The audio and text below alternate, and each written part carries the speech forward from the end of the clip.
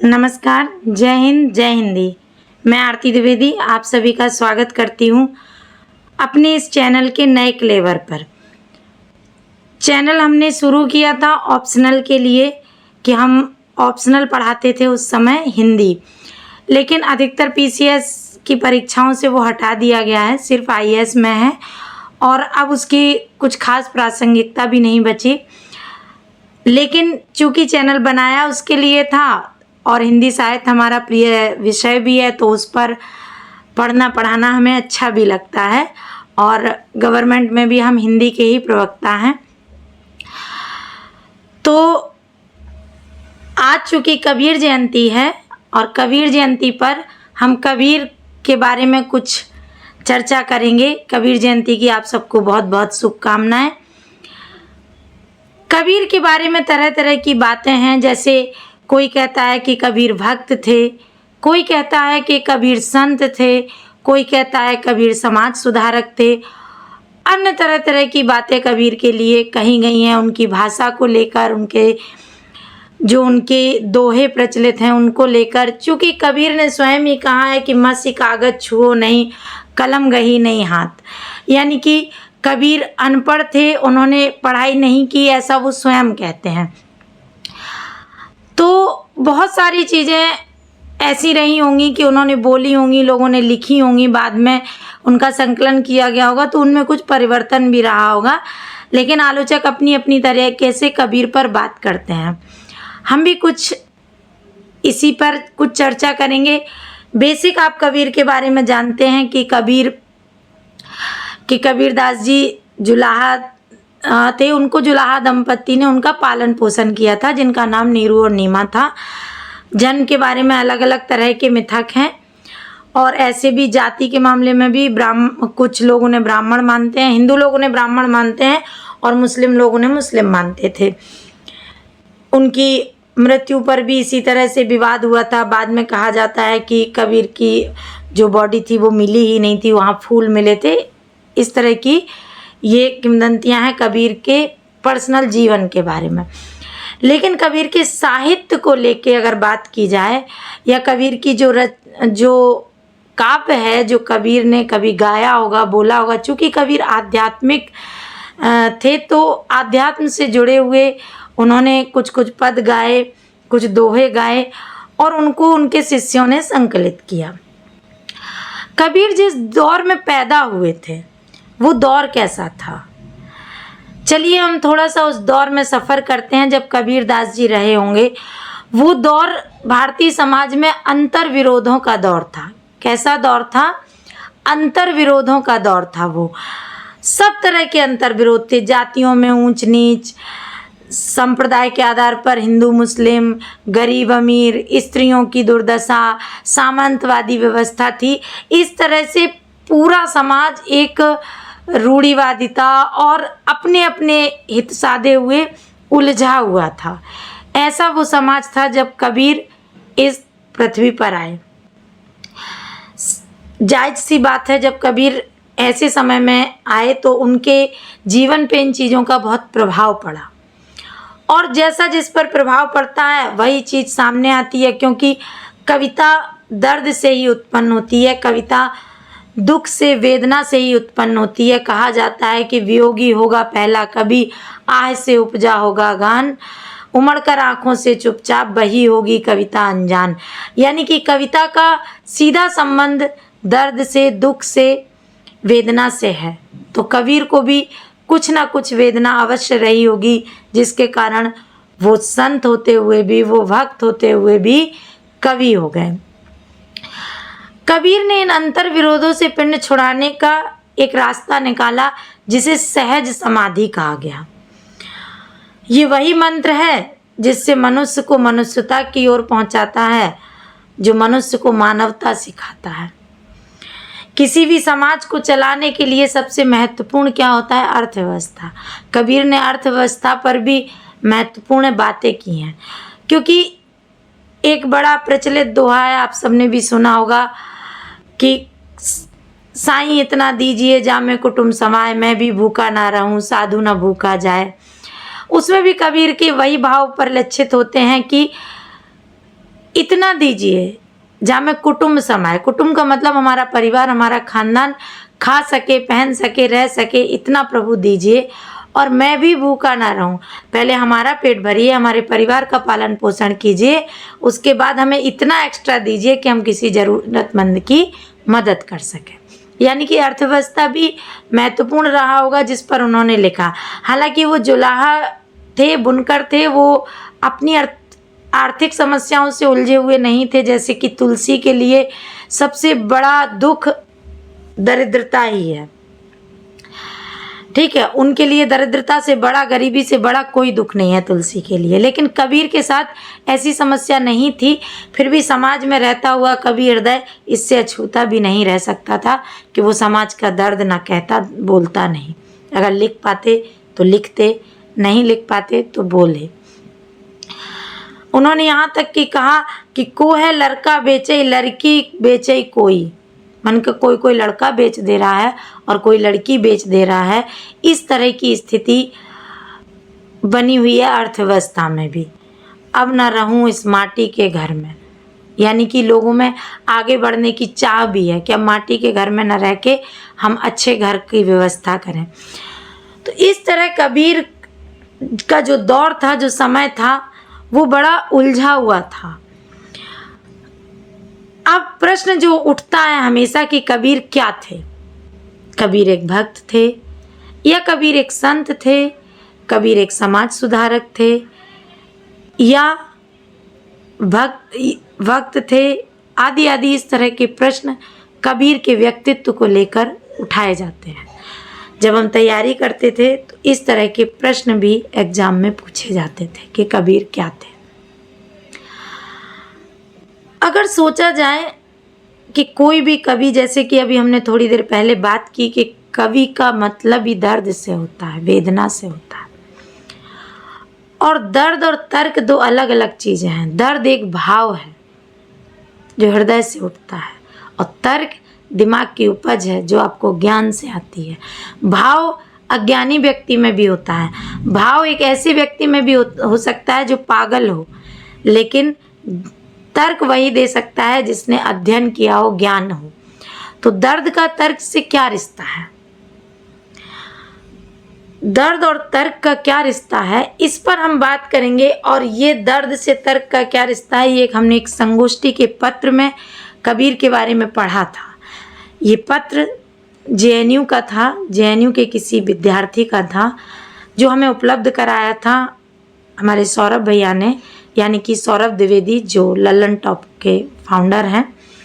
उन्होंने मुझे दिया था जब मैं तैयारी कर रही थी, पढ़ रही थी, ग्रेजुएशन में थी, तब उन्होंने मुझे ये कुछ साहित्य से जुड़े कुछ सेमिनार के प्रपत्र थे, कुछ बुक्स थी जो उन्होंने मुझे प्रोवाइड की थी, बताई थी जब हम शुरुआती दौर में साहित्य पढ़ रहे थे।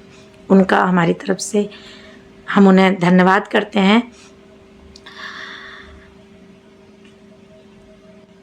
तो हमारी ये लाइन कि दर्द से तर्क का क्या रिश्ता है, कबीर को लेते हुए हम चलते हैं कि कबीर के लिए जो तर्क गढ़ रहे हैं कि वो संत हैं, कवि हैं, भक्त हैं, समाज सुधारक हैं, वो क्या हैं।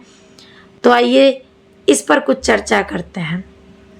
उस प्रपत्र में लिखा था कि वर्ण एक है, वर्ण से वर्ण इकट्ठे करके शब्द बनता है एक, ढेर सारे शब्द मिलकर बनाते हैं वाक्य एक, और ढेर सारे वाक्य मिलकर बनती है कोई कविता, और ढेर सारी कविता मिलकर बनता है कोई काव्य व्यक्तित्व।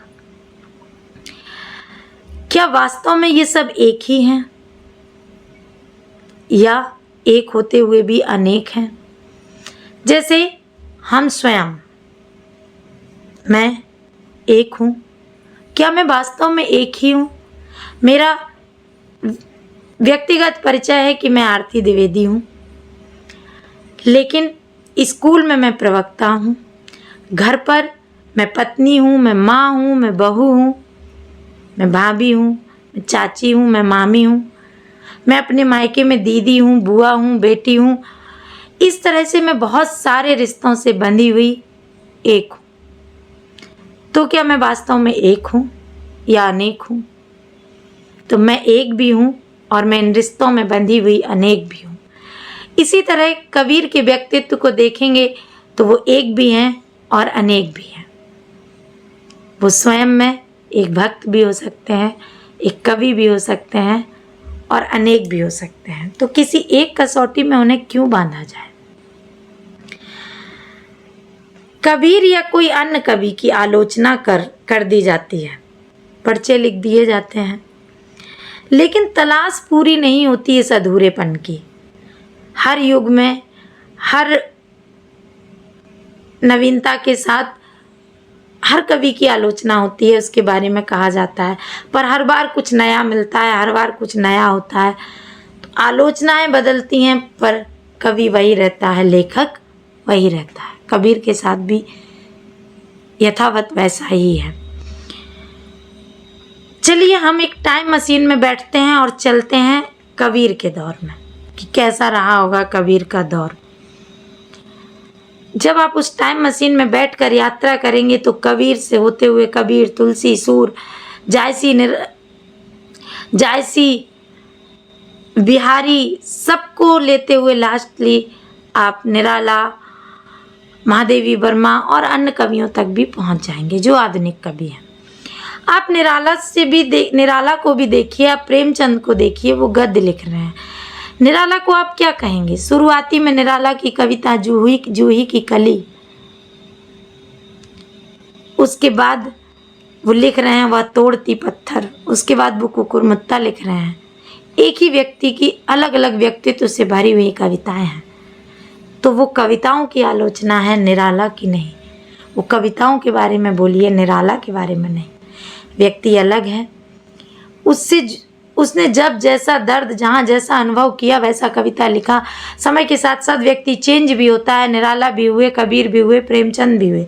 प्रेमचंद शुरू में आदर्शवादी साहित्य लिख रहे थे और धीरे धीरे आके गोदान तक आते आते, कफन तक आते आते वो एकदम यथार्थ पे आ गए। जैसा दिख रहा है वैसा लिख रहे हैं।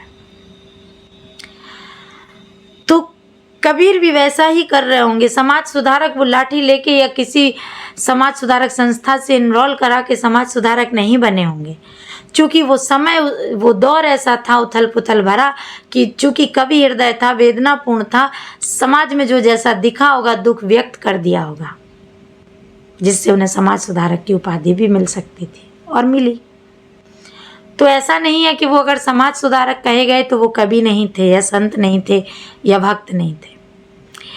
कवि ना कहना तो संभव ही नहीं होता, क्योंकि कवि का सबसे महत्वपूर्ण पक्ष होता है उनकी भाषा।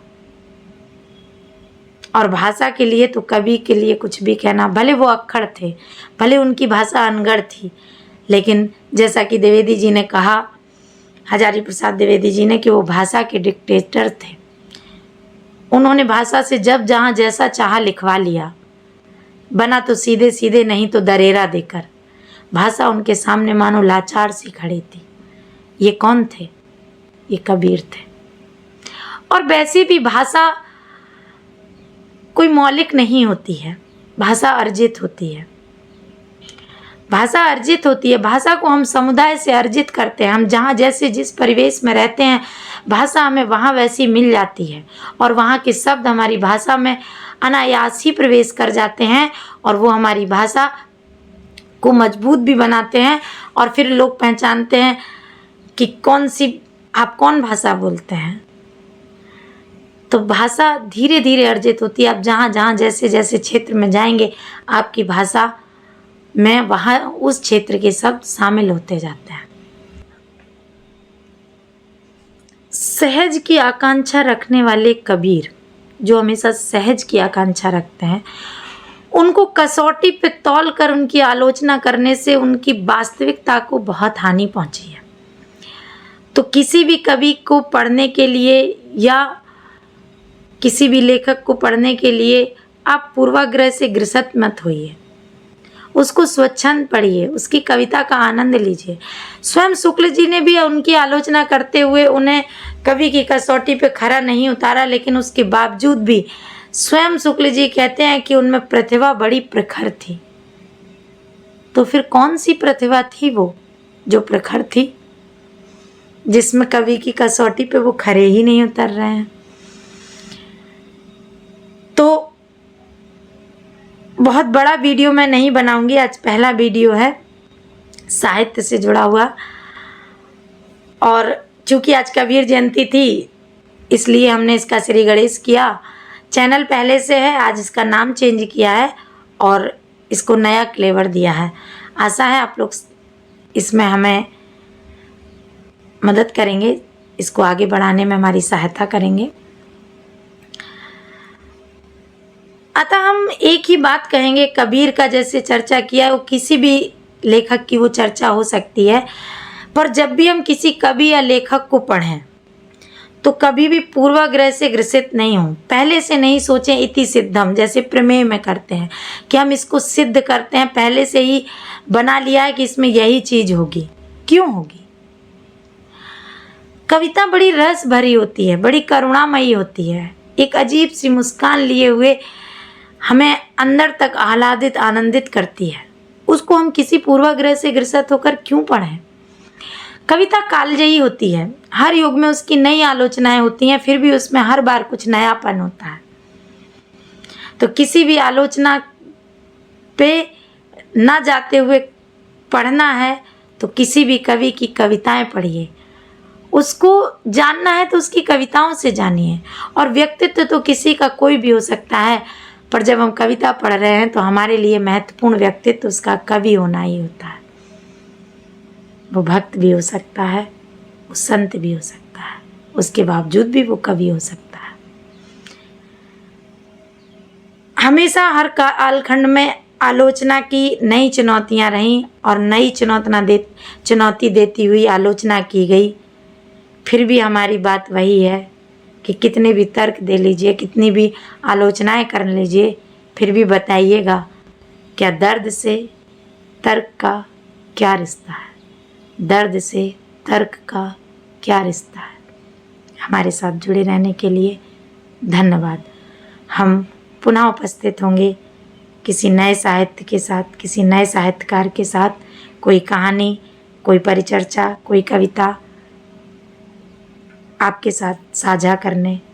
आज के लिए इतना ही, धन्यवाद।